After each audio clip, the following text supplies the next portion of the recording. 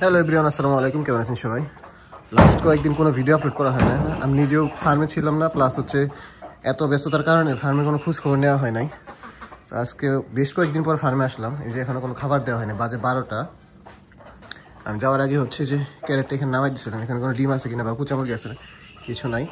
আর এই সাইডে কিছু বাচ্চা ফুটার কথা ছিল, ওই একটা বাচ্চা দেখতেছি আর কি, পিকিং স্টারের 2টা বাচ্চা দেখতেছি, মার সাথে বসে আছে।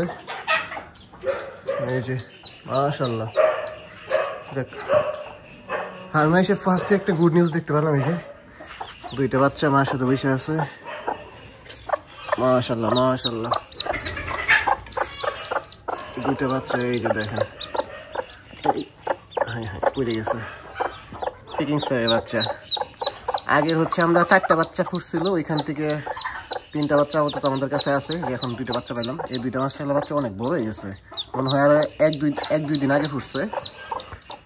আম্মা হয়তো খেয়াল করে নাই, এগুলো এনে থাক। আর বাকি ডিমগুলো একটু চেক করে নিই।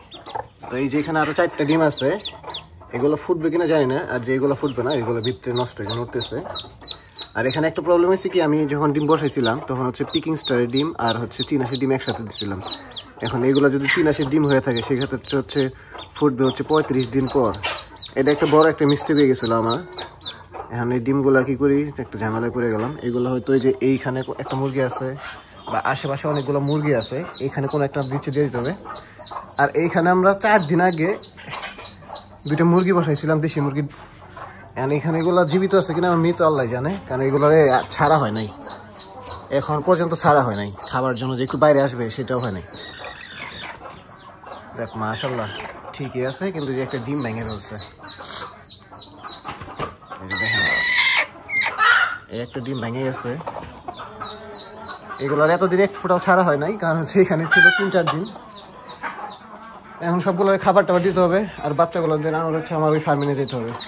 আর এখন হচ্ছে আমাদের হাঁসগুলোর খাবার দিতে হবে। আজকে হচ্ছে আমাদের কাজের লোক যিনি, উনি আসেনি, তো এগুলো হচ্ছে আমারই খাবার দিতে হবে। আর একটা প্রবলেম হয়েছে, এখানে হচ্ছে আমার হাঁসগুলো সবগুলো ঠান্ডা লেগে গেছে। একটা চীনা ফিমেল মারা গেছে গতকাল নাকি। আর এগুলো যেখানে সবগুলো হাঁস ঠান্ডা লাগছে, এর জন্য আজকে এগুলো সারা হয় নাই। ভিতরে খাবার দিলাম, মেডিসিন দিচ্ছি পানিতে।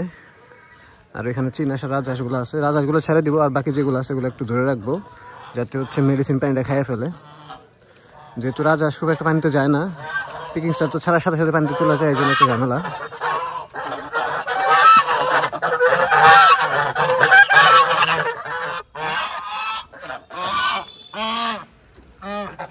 রাজহাঁসগুলো সবগুলো ঠিকঠাকই আছে, শুধুমাত্র পিকিং স্টার আর চীনাশে একটু প্রবলেম।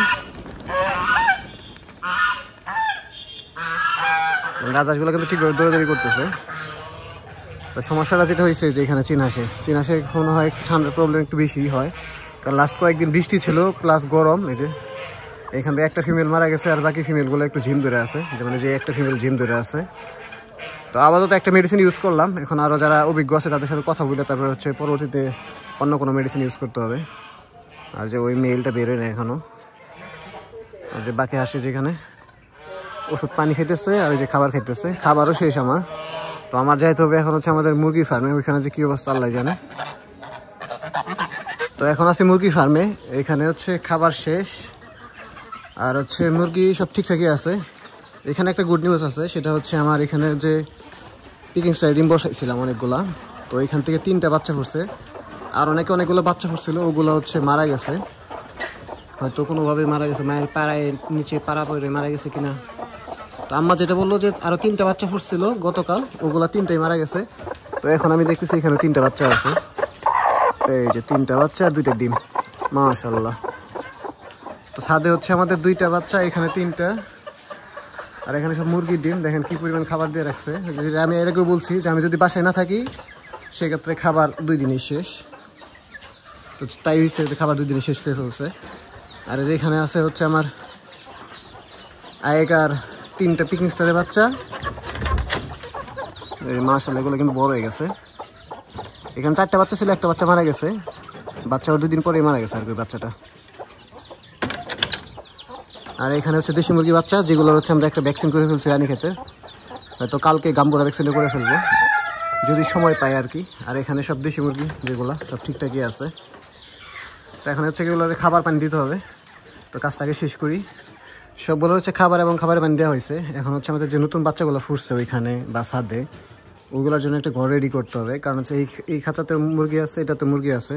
তো আমার দেখতে হবে যে দুইটা মুরগি যদি এক জায়গায় করে দেওয়া যায়, এখন মারামারি না করলে হয়। তারপরে একটা খাঁচাতে হচ্ছে ওই বাচ্চাগুলো আইনা সেট আপ করতে হবে। হাঁসের নতুন বাচ্চা যেগুলো হয়েছে ওগুলোর জন্য উপরে একটা সেট আপ করছি। এখানকার যে মুরগিগুলো ছিল এগুলো সরাই ফেলা হয়েছে। তো এই যে এখানে 5টা বাচ্চা দিছি।